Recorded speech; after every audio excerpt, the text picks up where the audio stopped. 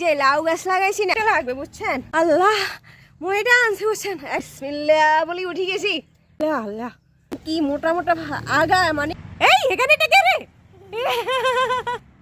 পারবি আমার বুঝছেন। আজকে ভিন্ন রকম একটা রান্না করবো।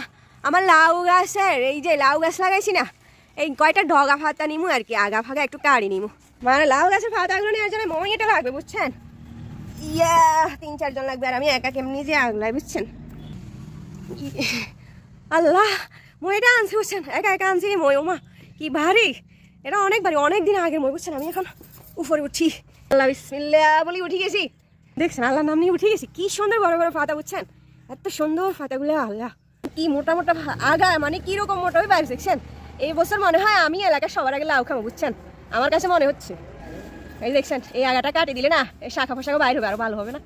এটা অতিরিক্ত লম্বায় ওই কোথায় চলে গেছে বুঝছেন। এই বরাবর কাটে নিচ্ছি বুঝছেন, শাখা ফাঁকা বাইর হবো, সুন্দর হবে আরো। এই দেখছেন কি মোটা কি সুন্দর। এখন হচ্ছে বড় বড় কয়টা ফাতা নিমু। এই লাউ গাছের এরকম এই ফাতাগুলো বাইর হলে না এই বড় বড় কয়টা এই করলে রান্না করলে না সেই মজা হবে। কি সুন্দর, এত সুন্দর, কাঁচা কাঁচা খাইতে মন খাইতেছে। এগুলা বুঝছেন নিচে মাটিতে লাগানো যাবে না, ময়লা লাগলে উঠে না। এগুলো আপনার এদিকে নিয়ে দিতে হবে। দেখি দেখি যত্ন করতে হয়, না হয় খাওয়া যাবে না, হয়ে যাবে বুঝছেন, আর লাগবে না। কি দিয়ে কি রান্না করতেছি দেখেন, লাউ শাক। আজকে আবার চুলাটা আপনার একটু ইয়ে করে দিচ্ছি, সুন্দর লাগতেছে না। এই সুরি শুটকি যে দেখেন এখানে আছে আপনার এই সেম আলু, চুরি শুটকি, লাউ ফাতা কীভাবে রান্না করি দেখেন, অনেক মজার একটা রান্না করবো। চুরি শুটকি দিয়ে কোনো কিছু রান্না করলে বুঝছেন, রান্না করা 30-40 মিনিট আগে আপনার কাটি ভিজে রাখলে ভালো বুঝছেন, নরমও হয় পরিষ্কারও হয় পরে ধুইতে গেলে। এই যে দেখছেন শাক কাটছি না আপনার একটুখানি হয়ে গেছে, রান্না করলে জানি কতটুকু হয়, কীভাবে রান্না করবো দেখবেন দেখিন। এখন এগুলো সবগুলো এইভাবে নিয়ে যাচ্ছি ধোয়ার জন্য বুঝছেন। এই যে বালতিতে শাক ধুতে হয় বুঝছেন, আপনার শাকটাকে এগুলো আপনার ধুলে বুঝছেন সবসময় বালতিতে ধুলে ভালো। এইভাবে বালতিতে ধুয়ে ফেললে আমার কাছে সুবিধা লাগে বুঝছেন, মানে পরিষ্কার হয় আর কি, ভালো লাগে। আর আপনি দেখছেন তরকারি রান্না করবো একটা, দুধে আনছি কতগুলা, মনে হয় যে না আসলে আমরা মেয়েরা না শুধু খালি রান্না করি না, একটা তরকারি রান্না করবো কতগুলো কাটাকাটি করছি আর কতগুলো ধুতেছি দেখছেন। জীবনটা কেনা কেনা হয়ে গেল শুধু রান্না করতে করতে। ছুরি শুটকি দেওয়ার সঙ্গে অনেক যত্ন করে ধুতে হয় বুঝছেন, এগুলোতে ভালোই থাকে, ভারবার ধুতে হয়, তাহলে আর তরকারি খাওয়ার সময় ভালো লাগে না। ঠিক আছে, আমি দোয়াদির কাজ শেষ নিয়ে যাচ্ছি। দেখছেন চুলের দুয়ারিটা আবার আপনার পরিষ্কার করতে হবে। কখনো এই তরকারির ঝুড়ে যেগুলো ফালাবেন বুঝছেন এগুলোতে ঝাড়ু লাগাবেন না। আমার এমন না করছে, আমি যেন আগে হাত দিয়ে ফালামো এরপরে ঝাড়ু দিব, মানে এগুলোর সাথে ঝাড়ু লাগানো যায় না আর কি। আগে ফালাই দিচ্ছি এবার একটু ঝাড়ু দিচ্ছি বুঝছেন। পেঁয়াজের খোসা টোসা এগুলো নাকি ঝাড়ু লাগায় না, আম্মু বলে আর কি। মুরব্বীদের কথা আমি শুনতে চেষ্টা করি, মানতে চেষ্টা করি। সিমগুলো দেখছেন বাজারের সিমগুলো একটু ফ্রিজে রাখলে ফ্যাকাশে হয়ে যায়, আর আমার গাছের গুলো অন্য বছর আমি খাইতাম এতদিনে, এবছর তো বৃষ্টির জন্য পারি নাই।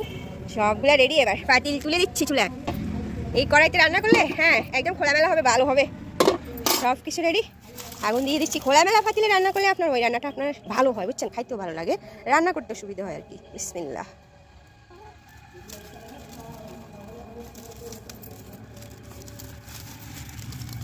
তেল কিন্তু কমাই দিচ্ছি, তেলও কমাই দিচ্ছি। আবার হচ্ছে আপনার রসুনও কিছু রাখি দিছি না, পরে আবার দেওয়া হবে। বলতেছি কেমনে রান্না করতেছি দেখাইতেছি, রাখেন অপেক্ষা করেন। লবণ দিলে ফেঁসা যায় না, হয়ে যায় না। এই যে ছুরি শুটকি সব ভাজা করে ফেলতেছি। কোনো ছুরি শুটকি তরকারি রান্না করলে এভাবে ভাজা করে ফেলে শুটকিগুলো অনেক মজা হয়। এই দেখছেন একদম ভাজা করে একটু পানি দিচ্ছি, এবার সবগুলো মশলা দিব, দেখবেন তেল বাসি উঠবে। মশলা আর কি হলুদ দিচ্ছি আর মরিচের গুঁড়া দিচ্ছি বুঝছেন, একটু পানি দিয়ে বলে কষাই, তারপর হচ্ছে আপনার আলু সিম দিয়ে দিব, ঢাক দিচ্ছি। শুরুতে আলুগুলো দিচ্ছি বুঝছেন, মশলা কষানো হয়েছে তারপর সিমগুলো দিচ্ছি। দেখছেন বাজারের সিমগুলো কীরকম, আর আমার গাছেরগুলো না প্রতি বছর এই সময় আমি আমার গাছের সিম খাইতাম। এবছর আল্লাহর রহমতে খামো, মানে অনেকগুলো ফুল আসছে গাছে, কিন্তু দেখবেন কত সুন্দর ধরে আমার গাছের সিম। একটু পানি দিলে বেশি, আবার আমি তো সবজি বেশি চুলায় রাখি না, সবজি চুলায় বেশিক্ষণ রাখা ঠিকও না।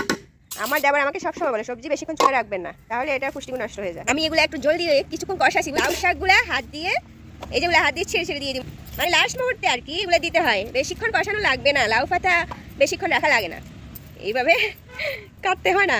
ঠিক আছে, এই যে এইভাবে করে সবগুলো দিয়ে দিন।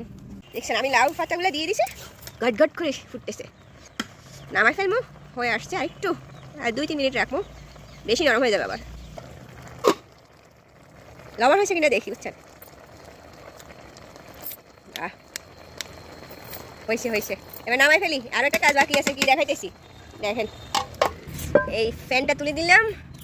এই যে রসুন দেখছেন না, তেল দাগাই দিব রসুন এগুলো দিয়ে, বুঝছেন? মজা, অনেক মজা লাগবে, ঘ্রাণ হবে। বিসমিল্লাহ। আপনারা সবসময় তেল দাগাই দিলে রসুন দিয়ে ওই টাইপের তরকারি আপনার ঘ্রাণ হয়, বুঝছেন? আমার কাছ থেকে শিখছি। হয়ে গেছে, এই দেখছেন তেল দাগাই দিছি না, কি সুন্দর একটা ঘ্রাণ আসছে, কি যে ভালো লাগছে আমার। অনেক মজা হবে দুপুরের খাবারটা আজকে, গরম ভাত আর চুরি শুটকি লাউ পাতার এই সবজিটা। ঠিক আছে, ভালো থাকবেন সবাই, আল্লাহ হাফেজ।